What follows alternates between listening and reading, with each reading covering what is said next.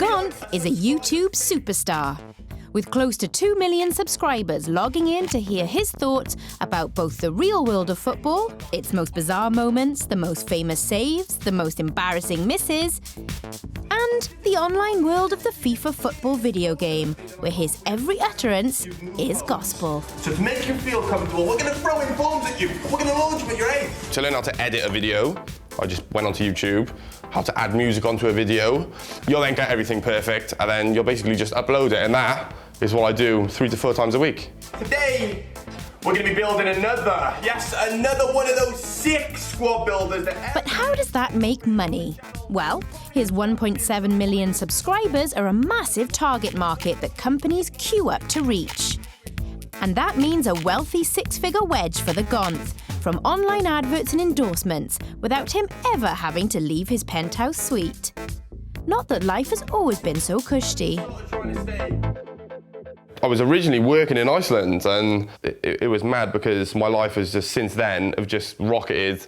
I was working a 9 to 5, but at the same time I was also coming home, and as my mum would say, I was screaming at my computer, and before you knew it, I was able to move out of my home, I was able to get my own apartment, I was able to buy my own car, I was able to live comfortably, I was able to make sure my mum's living comfortably, and all this has just come from me just sitting, making videos.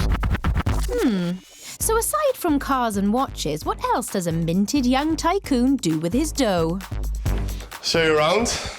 So, as you can see, I got a painting of myself. As you can see, I'm a bit vain.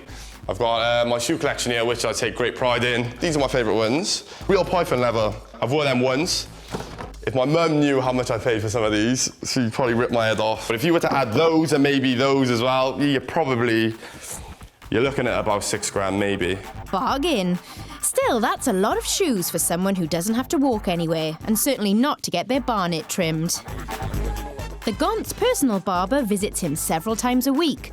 Well, when you're a YouTube star, you've got to look the biz. I like to look half decent on camera all the time.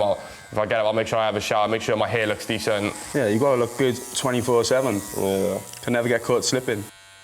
Actually, Niall is more a mate than a barber and helps the Gonth keep it real. I mean, even though I love every single person who watches my videos and all my fans and stuff like that, you can't really, if you have a friendship built off just that, it's obviously something not right there, isn't it? Yeah. Our relationship was based on just, I don't know, we went out a couple of times, cut your hair a couple of times, and that was it, wasn't it? Yeah, which is what I prefer, really. Never even speak about YouTube, like. That's what I mean. The relationships I've got with the majority of my friends, I just got relations with them just because I've been friends with them for ages. Yeah, because a lot of people have run away with it and then lose. Lose it a little bit. Yeah, you've got to stay grounded. That's another thing. You just need your friends around you.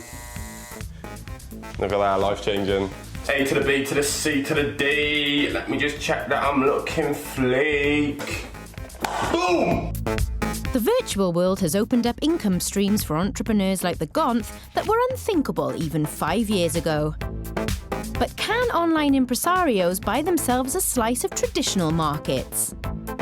Take greetings cards. Last year in the UK alone, we spent some £2 billion on them in shops and supermarkets. And on this unassuming industrial estate in Cardiff, there's a company making an original and eye-catching attempt to grab an online slice of this lucrative market. What was that order, Beck? When did we send it? They're called Banter cards. This is a good card. Happy birthday, sister slut. And they cater to a select market. Oh, actually. One that's not exactly high street friendly. A nice romantic card. Beautiful. The company is the brainchild of 29-year-old Tony Lee Hall, who runs it together with her sister Jay and her best mate Becky. These are like prints, so they're really nice. It's quality stuff, and it's not just cards. So we've got like the wrapping paper. We've got a ginger range as well, obviously inspired by me. So we've got like ginger pubes and discount for gingers as well. So if you're buying anything for a ginger person, if you put the code FantaPubes in, you get 20% off. But where does Tony get her inspiration? They just like come into my head at like 2 a.m. in the morning. You should read all the notes in my phone. They're horrific. Things that like you hear, so if someone calls someone like a sausage gobbler, you're like, oh my God, that's a really good idea. So you just put it on a card. Yeah. Just 2 years after launching, Tony's already turning over a cool $500,000, though the beginnings were very modest and discreet. I worked for an energy company and I used to always buy all the birthday cards, and I thought, I can probably do this cheaper. Not that I'm cheap, but I just downloaded Photoshop, Googled how to use it. Didn't even have any card or anything, so I had to like run to Tesco, buy some cards. We worked in a tiny bedroom with one desk, off one tiny little printer, printing hundreds and hundreds of cards. We had to keep going to Tesco to rebuy ink. It was a mess. We had envelopes in my bath, there was tears, we cried, we argued, we ate loads of McDonald's, and that was it. Yeah, so even your dog thinks you're a CUNT. If I read them out... And whilst Tony's now got a posh new unit to work in, her DIY ethics are still applied to marketing. Just bought all this setup from eBay. It was really cheap. Getting her potty mouth products in front of punters couldn't be easier. All we'll do is just set a background like this and then hold the card and take it on my iPhone. I bet people are like cringing. And then I literally just upload them to Dropbox, edit them really quickly, and then put it on the website. And that's it. Like, look how nice it comes out. Oh yes, lovely. So where next for Tony? We want to serve 1 million customers within the next 2 years and give the best customer service that we can give. Well, of course. After all, the customer's always f***ing right. London, a magnet for those searching streets paved with gold. And the latest in a long line of young Welsh prospectors is 24-year-old Erin Badina. When Erin arrived here 2 years ago, she was so short of readies, she slept in the back of a car. Boy, how things have changed. Erin now lives in luxury and makes several £100s in the click of a shutter. She's a social influencer. Brands pay her to parade their beauty products, clothes, makeup, accessories in front of her 500,000 Instagram followers. Some will pay a steady 2k per month, others up to £900 per post, which is why every single bit of her cosmetic life is photographed and instantly uploaded. And why every bit of her anatomy, from lips to hips to other bits, have been surgically modified for maximum commercial return. Erin has to constantly invest in her product. From talons to toenails, her assets demand continuous maintenance. Yeah, obviously I have to look good. If I don't look good, I'm not going to make money. So it's, yeah, and I can claim it back on taxes. So it's fine. Waxing, spray tans, eyebrows, hair, wanted and unwanted, it all adds up. I spend a few hundred a month. Nothing crazy. And I've had my lips done, obviously. I feel like every girl gets their lips done. Do they? I do feel the pressure. Some days, like, no matter, you'll do your hair the same, your makeup the same, but you'll just be like, oh my God, I'm so ugly. Like, at least 3 times a week, I think I'm absolutely hanging. But then the rest of the time, I think I'm stunning, so. Erin has recently put down a much larger deposit on her goods. You know, like, a little bit of love handles, or your body is, like, not completely hourglass. So I kind of like sculpting it. So I just had a bit of fat taken from my waist, you know, like at the back by here, my arms, and just put it in my hips just to make it more like this. It's only a little tweak, probably took like an inch each side of my waist, but a little tweak makes a big difference. A very big difference, as it's given her an asset of Kardashian proportions. Cost of the investment, 10k. Yeah, I think there's a lot more to me than my ass. And eventually, hopefully, everyone will realise that. But for now, if everyone wants to think that my unique selling point is my ass, then that's fine. As long as it puts money in my pocket, I'm not complaining. The rise of moneyed online influencers such as Erin come in many weird and wonderful guises. But arguably, none of them as unexpected as the social media phenomenon unfolding in the green and pleasant countryside outside the mid-Wales town of Tregaron. This is Hugh Richards. He's 18, just done his A-levels, and is the author of a bi-weekly vlog that's quite literally pulling up roots on the World Wide Web. So I want to talk about salads in this video. Hugh vlogs gardening tips. I'm getting about 15 to 20,000 views a day, which is really cool, and just about to hit 10 million in total. Alright, hi there, welcome back, and I'm going to be doing an interesting video today. He started out when he was 11, and he's now Britain's most watched garden vlogger by a country mile. My most watched video on YouTube is 10 terrific tomato growing tips, and I think it's because people love growing tomatoes. As soon as your tomato plant reaches 3 feet, you want to remove this. And then on Facebook, a video about how to grow peas. It's 60 seconds long. Then at 1-inch spacings, sow rows of 3 pea seeds. And so far has 6 million views and brought 60,000 people to like my Facebook page. So I'm pretty glad I did that in the end. And it was just an experiment and took me 10 minutes to put together. The average video takes me about 3 to 4 hours. And that includes planning, filming, and then editing usually takes the most. If you're just starting to grow vegetables, this is a nice little challenge that you can do. And the viewers are streaming in. If I look here now, I've got just over 4 million from the United States alone, got 1.3 million from the UK, and I've got literally from all over the world. I've even got one from North Korea, Russia, Greenland, Spain. So it's amazing that I'm from a place in Tregaron, and you know, bandit country, and I'm reaching hundreds of thousands of people around the world. And he's even had a marriage proposal from one of his viewers. So where next for this horticultural heartthrob? I think my end goal is if I get the chance to present on Gardener's World, then that'll be me sorted. Look out, Monty Don, here he comes. This is the sunny seaside town of Penarth. And this is one of its residents, Gabrielle Harding. 19-year-old Gabby lives in this supremely tasteful, coherently synchronised Penarth pad, which is also home to her mum and dad, her brother Miles, and quite a lot of clothing. It's kind of a representation of my style. Everything is just coordinated from head to toe. I coordinate my shirts, the whites, then the patterns. And from there into the rest of her life. Because Gabby, when she's not being a law student at Oxford or flying around the globe on exotic holidays, is Wales's most followed fashion-forward blogger. What's that, you may ask? Firstly, I will go out and buy the clothes that I want to blog. I'm not like fussed where it's from, but I tend to go for bold pieces that some people wouldn't put with an outfit until they've seen it on someone. Decide on the shoes, decide on the accessories, etc. I'm not a big spender in terms of the outfit, maybe on the bag occasionally, but other than that, all high street fashion. And then I'll find a location that is best suited to the outfit, and then I'll take the photos, come back, upload them, and then I write about it. For the fashion blind, Gabby is like the Heston Blumenthal of clothing, serving up sartorial mashups that are the equivalent of snail porridge or ice cream pork pie.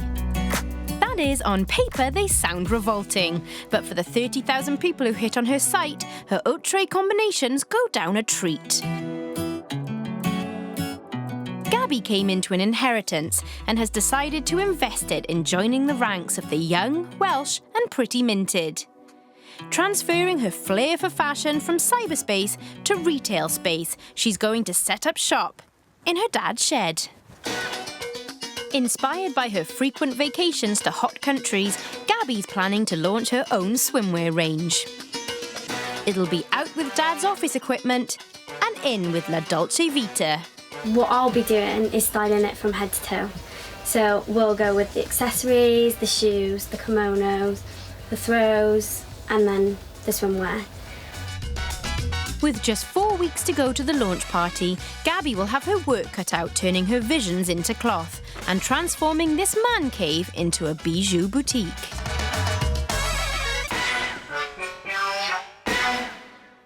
Yo! So lads, after a long week off of YouTube, I literally haven't made any videos for the last week and a half. I actually went on holiday to Morocco. The Gonth is back online, having been on one of his numerous summer holidays. And when he got home, there was a package waiting for him from YouTube. It's for Black History Month, and it's basically for being a black YouTuber who's done quite a lot and been quite influential on YouTube. So hundreds of these personalised Gonth pins and stuff. They give me loads of these to give away to people. They sent me like one personally for myself. It says, as you can see, that's like in gold. And it got hashtag YouTube Black. So for them to give me things personal to myself, like, do you know what I mean? That is saying something. That means they've actually noticed me. In fact, these days, so many people are recognising Daniel Gonthier, he's come to a radical decision. So now I'm thinking about moving to London, which I've held off for the last 4 years now, but I think it's about time I went and done it. Every other YouTuber has moved to London, apart from me really, so I think I'm gonna actually move now. My phone's gonna die. Hello, yeah. It's Gonth's mum. BBC now, we're gonna be on our way down soon, all right? He's gonna pay her a visit.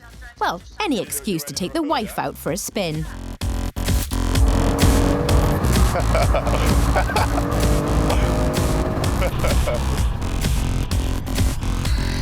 Yeah, this is where I grew up, but yeah, this is where I spent a good 19 years.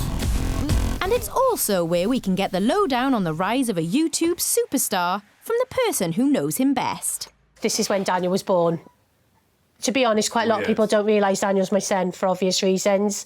And they'll say to me, is this Mum? And I'm like, yeah, that's me. Hi, Mum. She just needs to go on the sunbeds and you'll be close to the same I don't like the sun.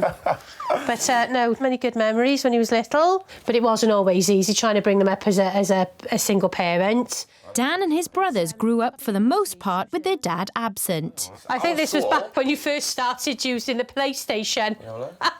But whilst Dan the school leaver became Dan the welding apprentice, became Dan the Iceland shelf stacker, his mum had no clue that in the background, Dan the YouTube star was evolving.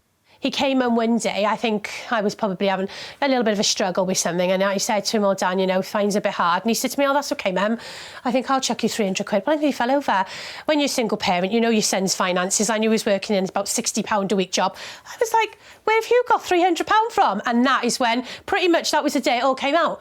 And I'm really proud of the kind and generous person he's turned out to be. I always say to him, stay humble, you know, because fame and success doesn't last forever. But how does Mum feel about London? I think he needs to naturally move down to progress with a group of lads that are all on a similar setting to you. And yeah, that's a good point, really. And you'll always have your friends and you'll never turn your back on them. But yeah, as a person, you've got to grow and you've got to move. There is one issue to be sorted before the Gonth makes his London move: the fancy car.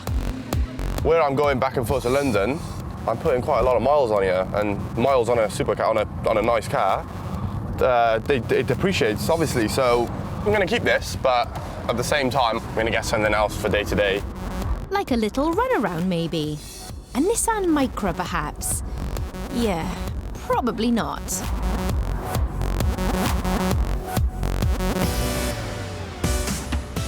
London. An ambitious Instagram icon, Erin, is setting out on a whole new adventure. Oh my God, it's Erin Medina! She's got a bevy of models, mates and photographers booked for a photo shoot. Branching out from being a plastic fantastic for other people's wares, enterprising Erin's about to launch her own range of beauty products. For a girl from the Vale of Glamorgan, she's come a long way in a short time to get to the heart of the beauty industry. If I'd stayed in Wales, I don't think it would have definitely wouldn't have been the same, because obviously you're not around these people. You don't bump into a celebrity makeup artist in Wales. My family didn't have money. Moved with £100 in my pocket, actually. Like, it was really hard, but now it's paid off. Today, Erin's doing a promo shoot for her very own range of eyelashes, called So Lash. Look at that lash! And it could prove very lucrative. Oh, really nice. She's buying the lashes in from China for £4 a pair. Repackaged and rebranded, they'll retail for £22. And eyelashes are just the start. Now, yeah, I'm gonna branch out to the whole face. I'm so into makeup, always have been, so to have a makeup brand, it's like, yeah, it's pretty much a dream job. When it starts making me my 50 mil, yeah, perfect. But I'm enjoying the journey, I'm enjoying like the hustle. There's beauty in the struggle. Look how stunning I am here. And of course, the Instagram beast still needs constant feeding. Shen, do you want to log into Solash Instagram as well so you can post to the story? See, like already the followers have gone up by 50 followers from this morning only. And when you've got 500,000 followers like Erin, designers queue up for you to flaunt their wares. Most of the pieces that she wears from my brand, they style out in less than a minute as posting. So it's been a really great venture for both of us. So yeah. So with the moolah flowing, and before she hits the big 3-0, how much is Erin hoping to accrue? If I hit 30 and I'm not worth 10 million, nah, I'm upset. Well, that would be enough to upset anyone. Penarth. And in the garden of fashion blogger and would-be swimwear designer Gabby Harding, Dad's careworn office shed remains untouched. Although inside her two-tone home, the biscuits have been changed. And there are balloons, glasses, and nibbles. Party time. So today is the day of the launch of Kski Swimwear. It's probably been the most stressful journey the past few weeks, but we're finally getting there and it's going to plan. In the intervening 4 weeks, Dad's man cave has had a stay of execution. And in another corner of the garden, a brand new super chic bijou boutique has appeared. Welcome to the corporate HQ of Kski Designer Wear. In a couple of hours, Gabby's very first swimwear collection will be launched on an unsuspecting world. I absolutely love this hut. I just think it's small, there are no overheads, and it's perfect. It's exactly how I wanted it. So this is my changing room for anyone who wants to try on their bikinis. And then here is the stock, which I'm still yet to set up. I've had the towels embroidered in black and white. And then this is my desk. My iPad will be on here tonight to take orders. So, why the name Kski? Well, there's a story behind that. So I had an older brother who was a professional water skier, and his name was Carl. He was already first in Great Britain as a water skier, but he wanted to make it and become first in the world. So he went out to Las Vegas to train, and unfortunately, whilst he was training, he hit a wave of a boat, and he snapped his neck. The ski went back and he snapped his neck. So as a memorial, my success hopefully will be in memory of him, and that's why I called it Kski. Gabby is using money she inherited from Carl to fund her fledgling business venture. He's so much like me. He loved clothes, he loved style, he loved fashion. Although it's a sad story behind it, it has a great meaning, and I know that he would absolutely love it. So, yeah. 3 months ago, 19-year-old Gabby was a fashion blogging law student. Now she is a businesswoman financing her own swimwear range. So how has she found the journey? Yeah, it's so much more difficult than I initially anticipated. Yeah, I love that, Zoe. Yeah, definitely. Could you ask George if she could do the tan lines? Yeah. So I think that it's definitely been a challenge, and I've definitely learned a lot. My parents have had to pressure me because sometimes I get a bit sidetracked, and I am still only a teenager, and I do want to go out and have fun. Dad also helped out with an unforeseen cost. I've actually invested in what I call a shed, but it's just grown, but she'll pay it back. After you've done that turn. She's always been one to stand on her own 2 feet. I'll get it back at some stage. Her mum will man the shed when Gabby's back at uni. Anything here or the paperwork, I will help her keep it going. It's not just her business, it's for a brother, and it's just got that meaning that means a lot to us as a family, really. So, yeah, so fingers crossed, yes. Gabby has sunk most of her inheritance into this venture, and she doesn't expect to see a return anytime soon. When you build up a business, especially in the fashion industry, it's very, very difficult. And it's all about getting your name out there. So I think for at least the first 2 years, I'm not going to be making a profit. It's all going to be just getting myself out there.